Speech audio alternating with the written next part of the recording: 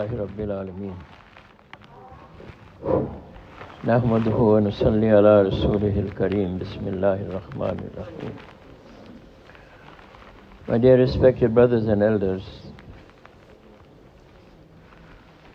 please try to come and join and make one gathering, not so many gatherings.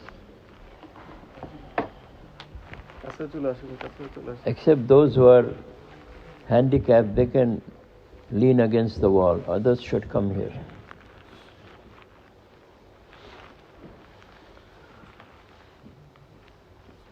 My dear respected brothers and elders, Allah subhanahu wa ta'ala has blessed us to be Muslims. And He has blessed us to be from the ummah of Rasulullah sallallahu alayhi wa sallam.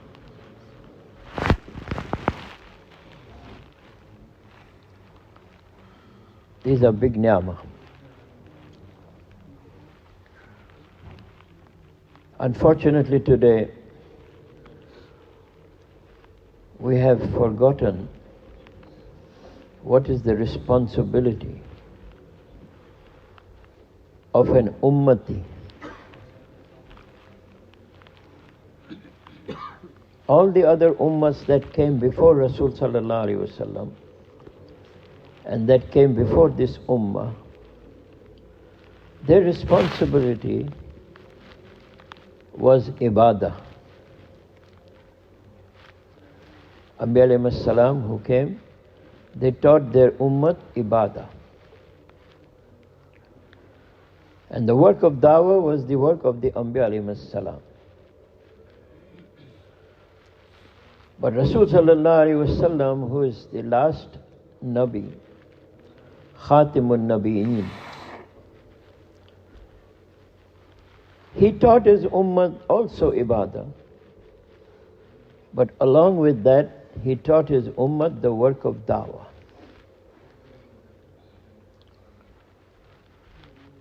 Because there will be no more Nabis after Rasul sallallahu alaihi wasallam, but the work of dawah has to continue till Yawm al-Qiyamah. Rasul sallallahu alaihi wasallam entrusted the ummah with the work of dawah. And the first people who became Muslim, Rasul sallallahu alaihi wasallam taught them ibadat and taught them the work of dawah. In other words, the Sahaba Rizwanullah Ajma'in and the Sahabiyat, they worked with Rasul sallallahu alaihi wasallam for the deen. They made the effort of Rasul sallallahu alaihi wasallam their own effort, and the maqsad of Rasul sallallahu alaihi wasallam their own maqsad. And because of that, they became successful.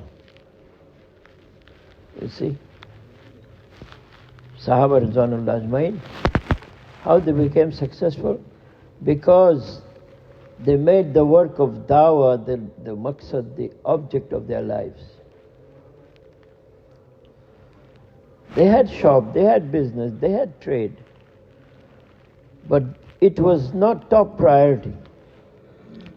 Top priority was the work of dawah, was the effort of deen. You see?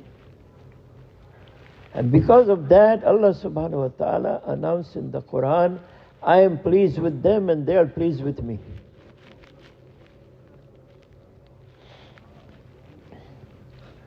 Today, may Allah forgive us, we are involved in so many things. And we have taken up so many responsibilities. But these are all secondary to the work of dawah. Yet, we give more priority to our job, our business, our trade, than what we give to the work of dawah. And because of this, we have lost the help of Allah. You see? We have lost the help of Allah.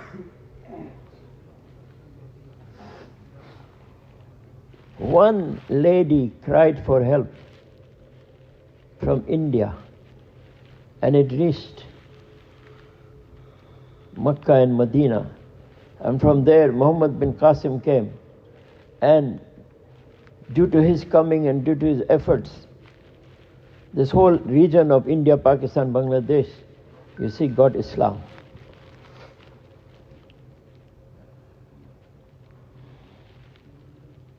When was that? When the Muslims were on Islam. Sheikh Sadi says, Islam is in the books and Muslims are in the graves. Islam, where is it? In the books. And where are the Muslims? You don't find them walking around, you see they're in the grave. So this work of Maulana Ilyas Sahib Rahmatullah Alayh, if we calculate now this 2023 is the 100th year, if you count the Hijri dates. Due to his effort, due to his fikr, due to his sacrifices, this work of dawah has spread all over the world.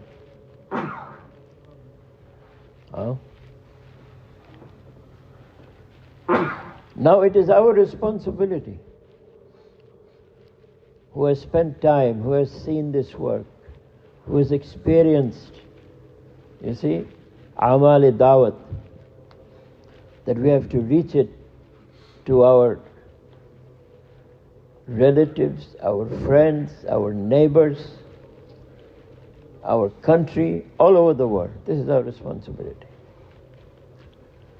Because Rasul Sallallahu Alaihi Wasallam, he made one ijtima, that was in Arafah.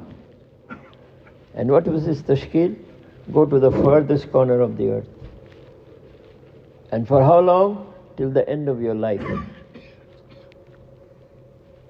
You see? So the Sahaba, they could have said, we are the Sahaba of Rasul Sallallahu Alaihi Wasallam. Anybody who wants, come and take deen from us. We will be in Makkah and in Medina. But they did not say that. Because Rasul Sallallahu Alaihi Wasallam told them, those of you who are present, take it to those who are absent. So they couldn't sit at home. The ulama, they say, maybe 10, 12 or maximum 15,000 graves of Sahaba are found in the Hijaz. Where are the other graves? All over the world, brothers. Did they go for shopping? Did they go for business? Did they go for tourism? Did they go to get land and to rule people? No. They went for alai kalamatillah, to raise the kalama, to establish the deen, to save people from Jahannam and to take them to Jannah. This was their concern, this was their object. You see? And because of that, Allah helped them. Sometimes they were less in number, sometimes they didn't have enough armaments, but they got the help of Allah and they were victorious. So some of the Christians, they went to their priests and they said, these people, Arab people, they don't have bigger army than us. They don't have weapons like us. They don't have horses like us. But they're winning every battle. What's happening? How come? So the priest said, send spies into their camps and find out what they do. So they sent spies. And when the spies came back, they asked them, what did you see? They said, these are strange people. During the day, they're on their horseback fighting for their deen. and in the night they stand on their musalla crying before their Lord. And they have such a sense of justice that if the son of the Amir steals, they will cut off his hand. And they have such soft hearts that they take care of the widows and orphans of their enemies also. So the priest said, you cannot defeat these people. This is why. So because they have the help of somebody up there. So what should we do? How can we win over them? Remove them from the command of Allah and from the way of their Prophet. Then you can defeat them. So they tried with the Sahaba, they failed. They tried with the Tabi'een, they failed. Later generation, nice clothes, nice food, nice horse, comfortable living. They went and said, give us jizya. They said, we will not give you jizya. He said, why not? You gave to our fathers. He says, yes. You bring them. When we would look into their eyes, we would get fear in our hearts. Them we will give jizya. You we will fight. What does that mean? That means somewhere down the line we lost something. We lost that strength of Iman. We lost that salah. We lost the amal. We lost the akhlaq. We lost the tawakkul. We lost the taqwa. And then we lost the work of dawah. At one time, the Muslims were ghalib. They were powerful over everyone. And now the batil is ghalib over us. We have to admit it, no matter how bitter this is. And the reason is us. You see? Aisha radiallahu anha used to say, the Quraysh, they became mahroom. They were deprived. Why? Because they didn't make qadr of the deen. They did not pay due respect to the deen. What did Allah give them? Allah gave them Baytullah. And Allah gave them the Zamzam. And Allah gave them Rasul sallallahu alayhi wa sallam. Rasul sallallahu alayhi wa sallam was Qurayshi. But they did not make qadr of them. So Rasul sallallahu alayhi wa sallam made hijrah to Medina. So they lost Rasul sallallahu alayhi wa sallam. And in Fatih Makkah, the keys of Kaaba came to the hands of the Muslim. So they lost the Kaaba. And Siqai Zamzam, the feeding of Zamzam, this was a matter of great honor for the Quraysh. This also came to the hands of the Muslim. So the Quraysh were deprived, they were mahroom, because they did not make qadr. So my dear respected brothers, Allah has given us this work, the work of Anbiya alayhi salam. Hazrat Maulana Ilyas Sahab Rahmatullah Alayhi used to say, हम तो इस काम को car नबूवत समझते हैं. I consider this work to be the work of the Anbiya alayhi salam. So Allah has given us such a great work. And if we do not pay due respect, then we will also, may Allah forgive us, be mahroom. And what is not paying due respect? Not giving time to the masjid, not giving time for Jawla, not being particular about our 3 days, not going for khuruj. These are all not making qadr of this great work that Allah has given us. Our example of the Sahaba. See how they spend their time, see where they spend their money, see how they spend their days, see how they spend their nights. And we should emulate them. We talk about Islam, but we live other people's lives, other ways. You see? We make masjids, but masjids are locked, masjids are empty. Huh? Just come for salat and go back. That too, how many? What percentage? What percentage of Muslims are making salat? What percentage is giving zakat? You see? This was the concern of Maulana Ilyas Sahab, that how the common people can get deen. This was his concern. How the ummah will come back to the deen. This was his concern. And Allah opened this work on him. And he started sending out jamaats. And by the grace of Allah subhanahu wa ta'ala, those who would spend time in jamaat, the change would come in them. They would become better person. You see? Their akhlaq would improve, their iman would improve, their amal would improve. Why? Because he involved them in the same work that Rasul sallallahu alaihi wasallam involved the Sahaba. 13 years in Makkah tul Mukarramah, there was no masjid. They were being persecuted, they were being tortured, they were being even killed. Sumayya radiallahu anha was killed.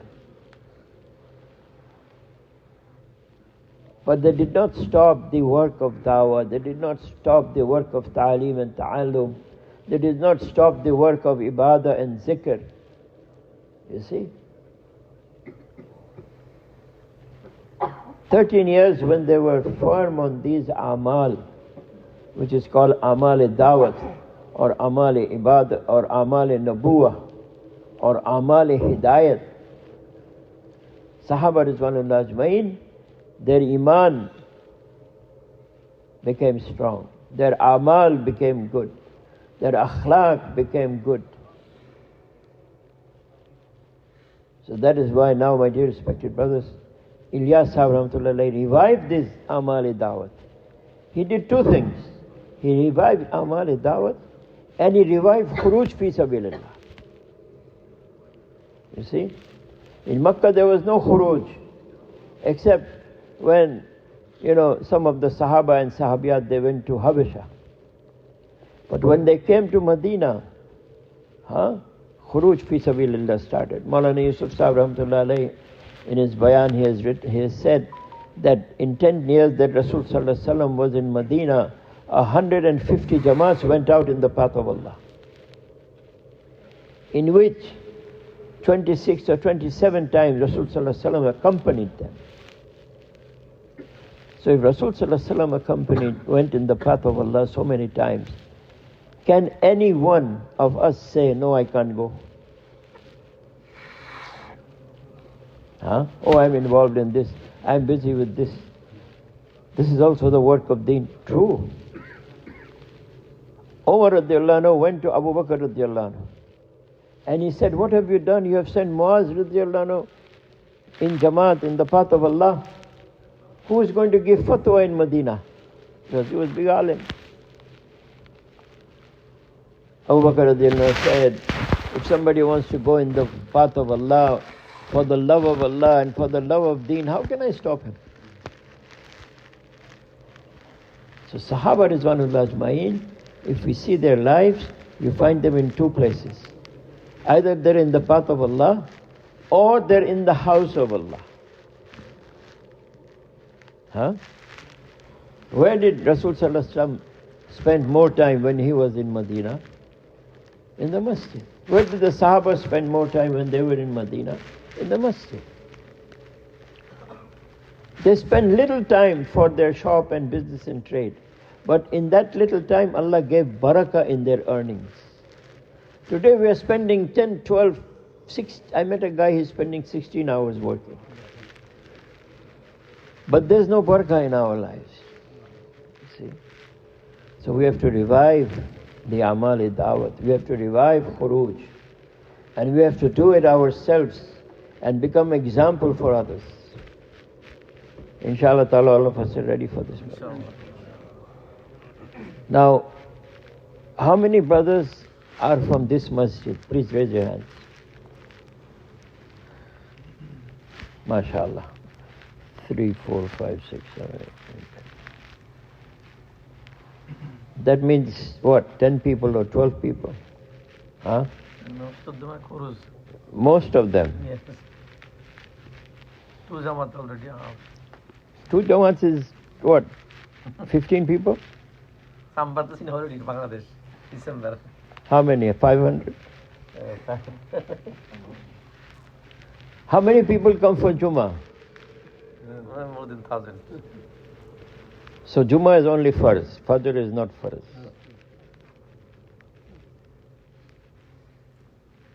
So we have to knock door to door. Do you have a program of going door to door in this masjid? Every day? Huh? How many homes are on this masjid? All are Muslims. How many homes? Please, I'm asking you a specific question. Give me a specific reply. More than 1,000? Yeah, more than 1,000. Okay, so now there are 1,000 Muslims around this. How many homes have we visited?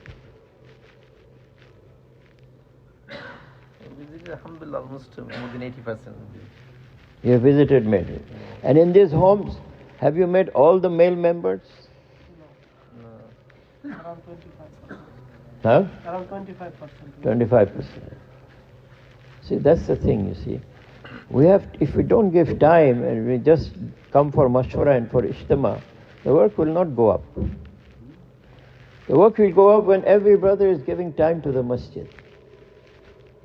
Minimum 2.5 hours. So from today, who are making niyat that they will give 2.5 hours every day?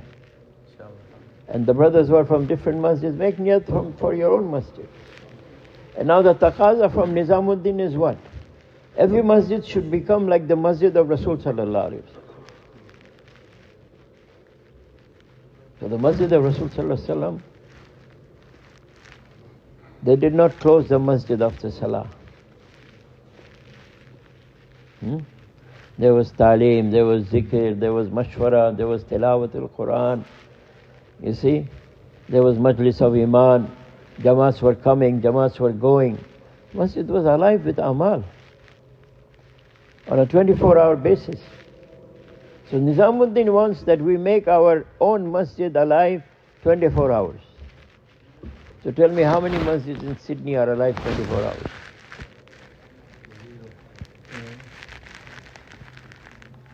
No? Not one. Only once in a week. This one. Once in a week.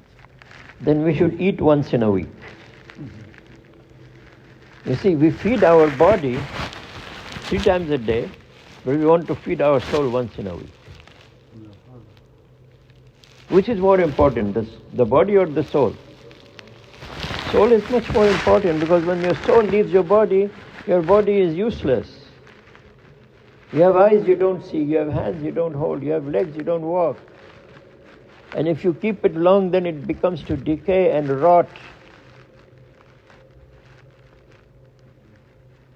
So just as we are particular about the, let's say, food for our body, we should think for the food for our soul. That is dawah, that is talim, that is zikr, that is ibadah.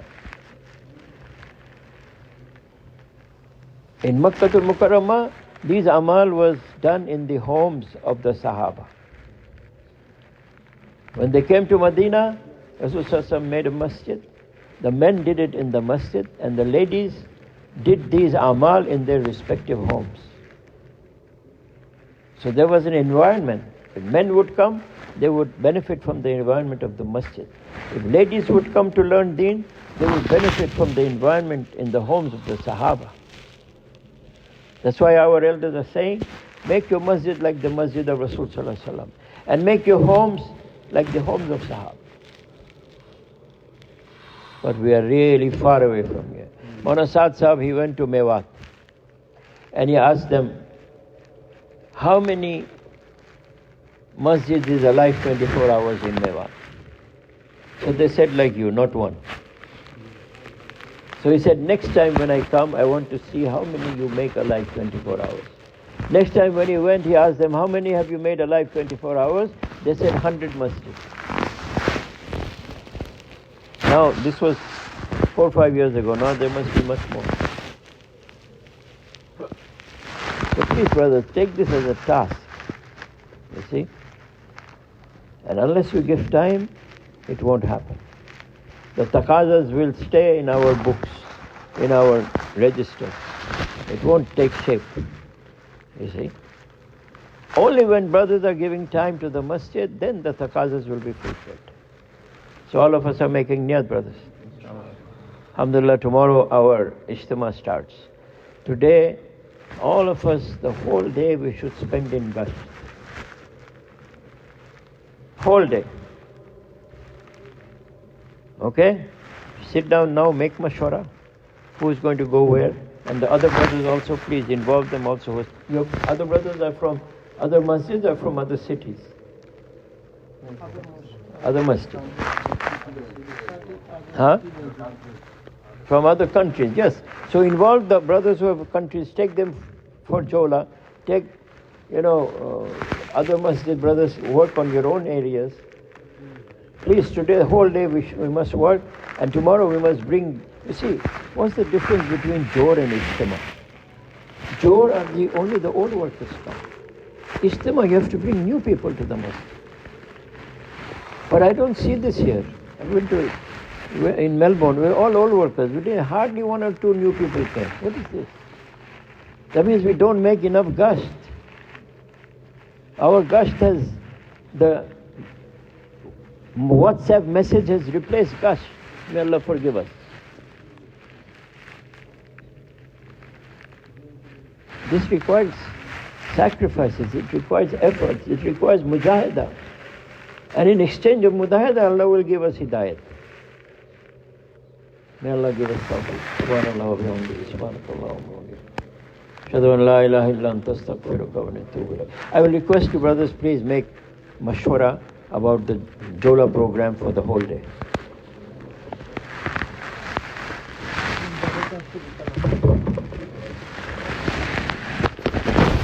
Chalo.